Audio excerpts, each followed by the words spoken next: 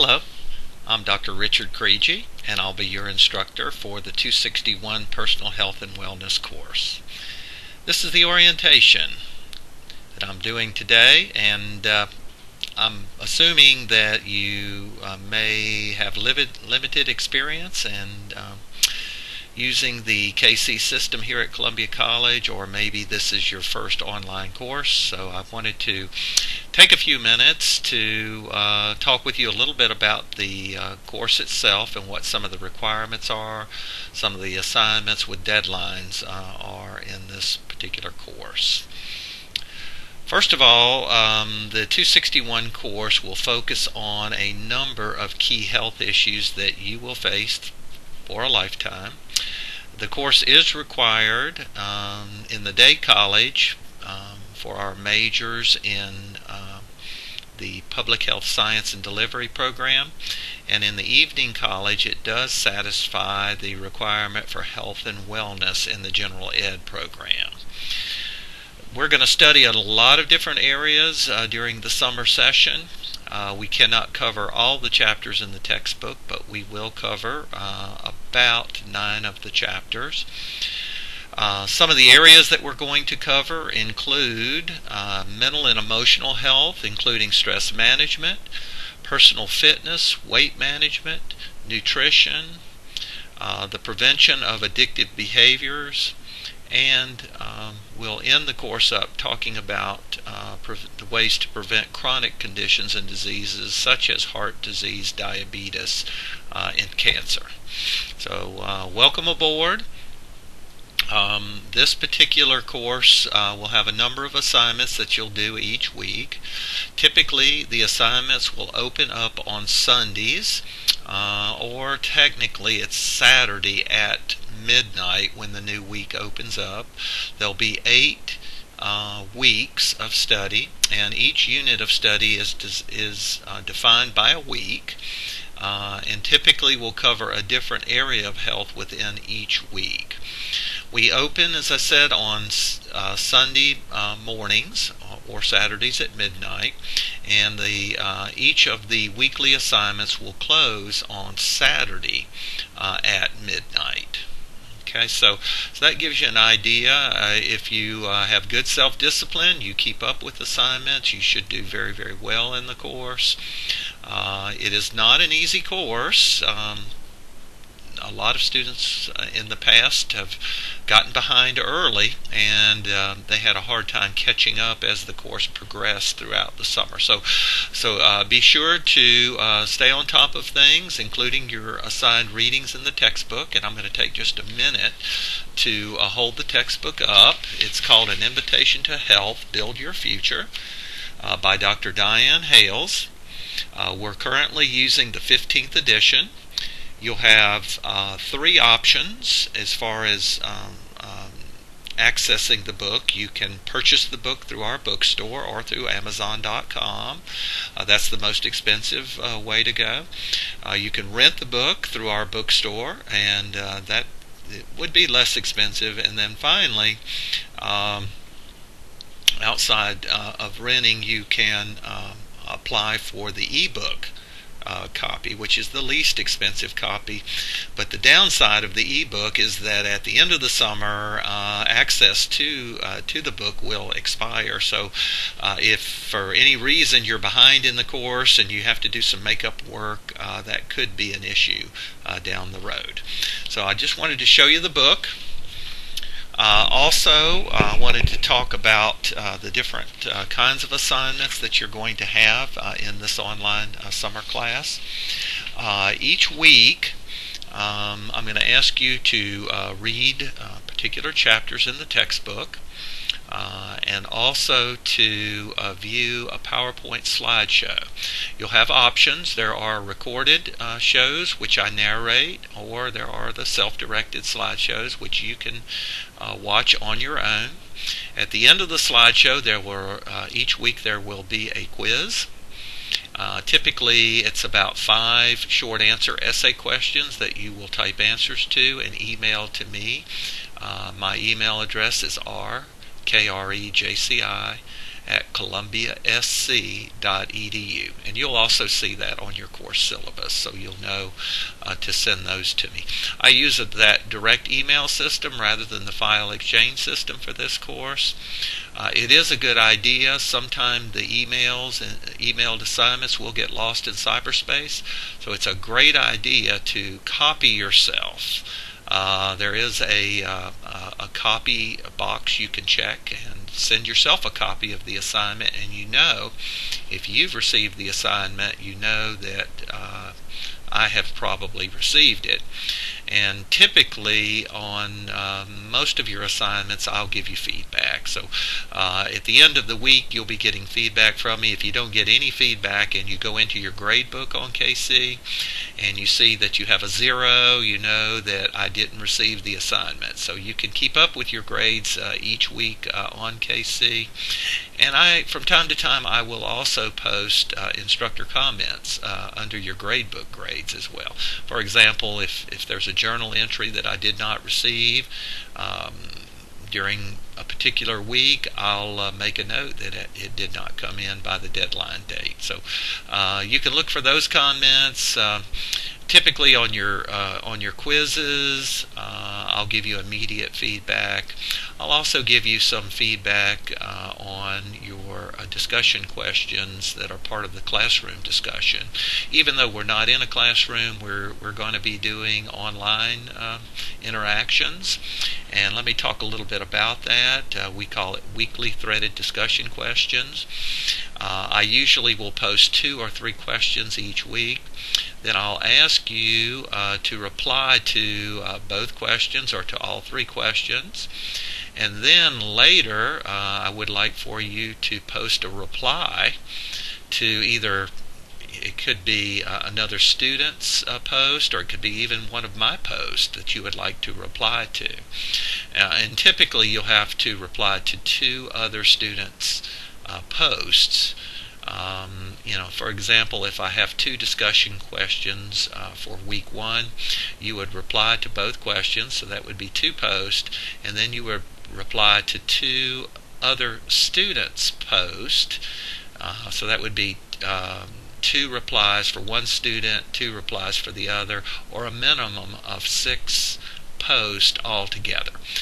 So if there's any week where there are 2 questions, you'll have a minimum of 6 posts on the discussion threads. And if I have 3 questions, there will be a minimum of 9 posts. But I do encourage you to do more than the minimum number. And again, it can help your overall grade if you have more. I don't want you to have 35 posts in 1 week. You certainly don't want to do that. But I would hope that you would be able to do more than the minimum each week. So there is a rubric that I posted under the handouts on your online syllabus for how I'll grade the discussion questions. Are worth 100 points each week.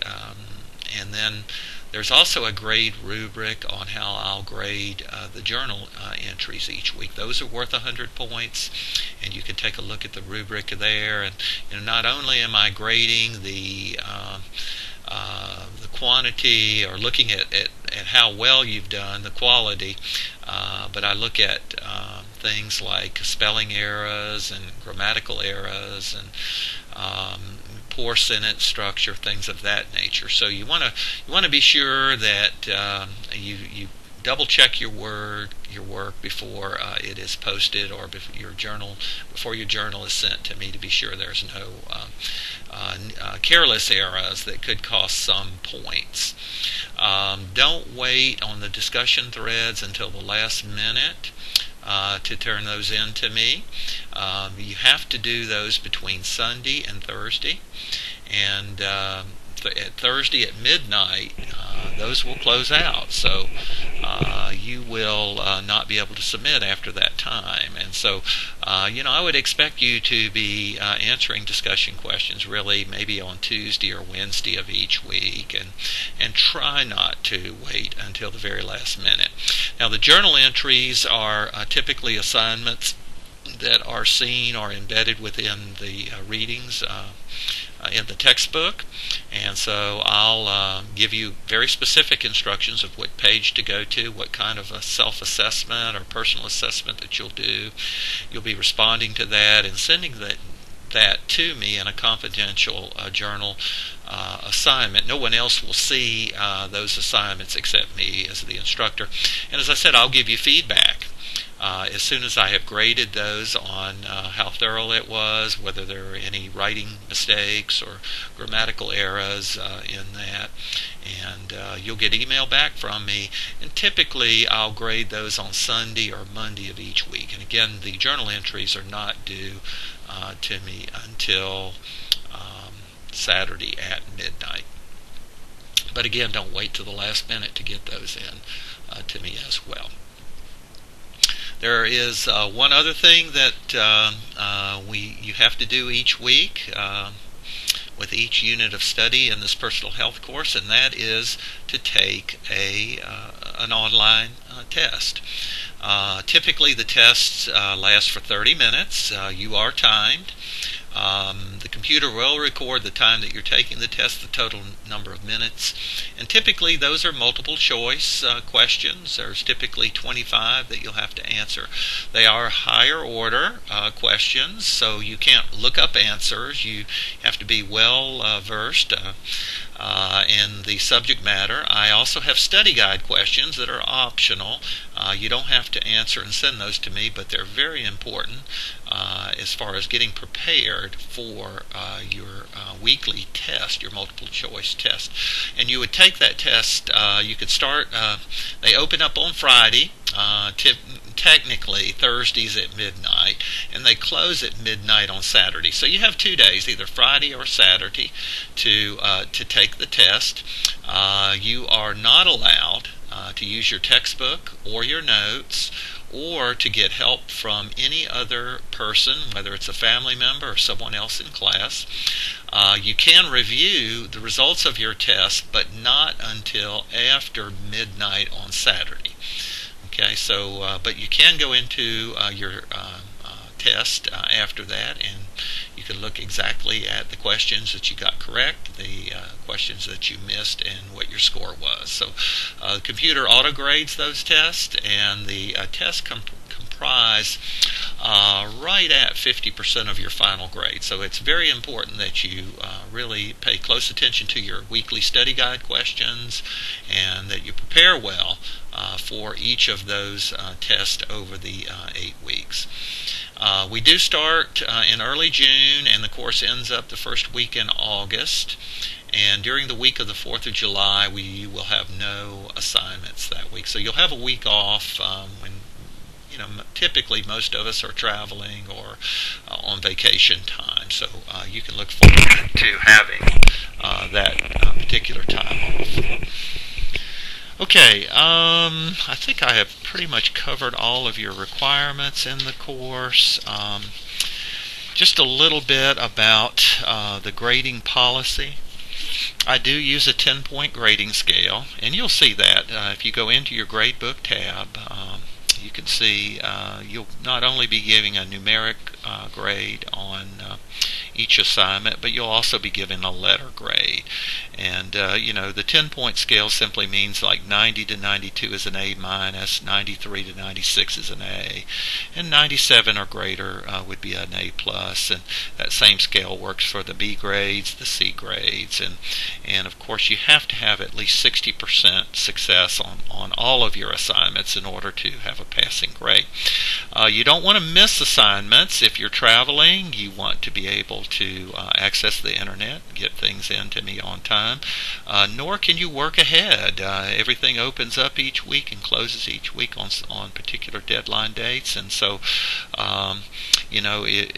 if you have a particular problem with any of your work, just be sure to communicate with me and let me know well ahead of time. If you do miss at least 2 weeks of work, of assignments, the chances of passing the summer session of this course are very low. So you do want to keep up with everything, get work into me.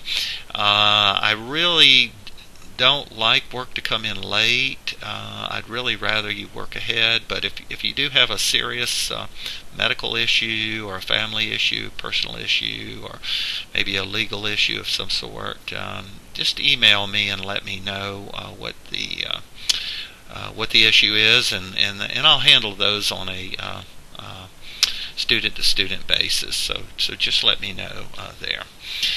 When we look at the weight of your final grade in the PEHP 261 course, this course, by the way, will become a public health course, a PUBH course, beginning in the fall of 2012. As I mentioned, the weekly multiple choice tests are 50% of your final grade. The threaded discussions that you'll do each week from Sunday through Thursday will be about 20% of your overall grade. The journal submissions, which are due by Saturdays at midnight, will be 20% of your final grade. And your slideshow quizzes will be 10% of your final grade. And as I said earlier in the orientation, you can watch the narrated slideshows if you'd like. Or you can do the self-directed slideshows. They're pretty much the same. They do cover the concepts in each particular health chapter in health in the same way, and of course the quizzes that are at the end of the slideshows will be the same whether you watch the slideshow or whether you direct yourself through the slideshow. And I would encourage you, as you're watching slides and lectures or going through those on your own, to take some notes, jot down some of the important concepts. There are lots of concepts in this course, especially in the chapters in nutrition and chronic disease prevention.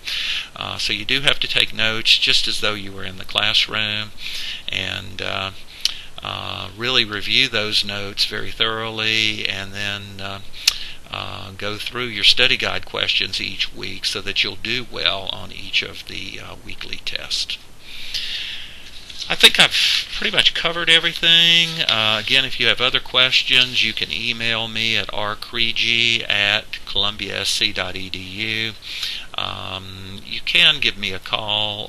My office number is 786-3892, and I'll be happy to return a call or to return an email. Probably the best way to communicate with me in the summer, because I do some traveling as I keep up with your grading, would be through the email system. One last thing I wanted to mention that's going to be important, and I had mentioned your coursework tab under your particular course, where you're going to find all of your weekly assignments, and again they'll open up each week on Saturdays at midnight or on Sunday mornings. And you'll also see in there where the tests are going to be each week.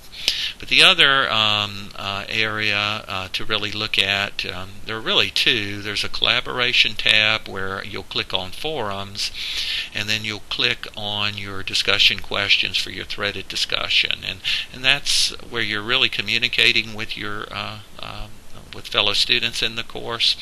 Try, when you're doing your post in the threaded discussions, not to personalize any of the information, nor do you want to be very critical of other people's posts. You want to give them constructive criticism or positive feedback as to what they are posting. You want to refrain from posting anything that is personal or any kind of profanity. If I do see anything like that, of course I'll remove it right away, and you'll get a very low grade. So you want to do a good job there. And then also under that same tab, you can email me or anyone in the class, or with one single click of your mouse, you can email every single student in class. So and I know you're probably new to online courses, or maybe you're a veteran of those. Every single course that you will take will be a little bit different. This course will be a little different than courses in other departments here at Columbia College. So feel free to contact me, or feel free to contact your course mates. They will have different experiences, and they may be able to help you. And as I said, like if you have a particular question, you could send the question to everybody in class and just say, can you help me with this general issue? But you don't want to ask for help in any of the tests or the quizzes. That is part of our policies for academic dishonesty. If you use other people to help you in doing or taking your weekly tests or your slideshow or PowerPoint quizzes. So that's a pretty good overview of the course. I wish you luck, and I'll be in contact with you. You'll see my name on the threaded discussions. I participate in those each week, and you'll get lots of feedback from me throughout the summer session. So best of luck, and I hope you do well, and I look forward to working with all of you this summer.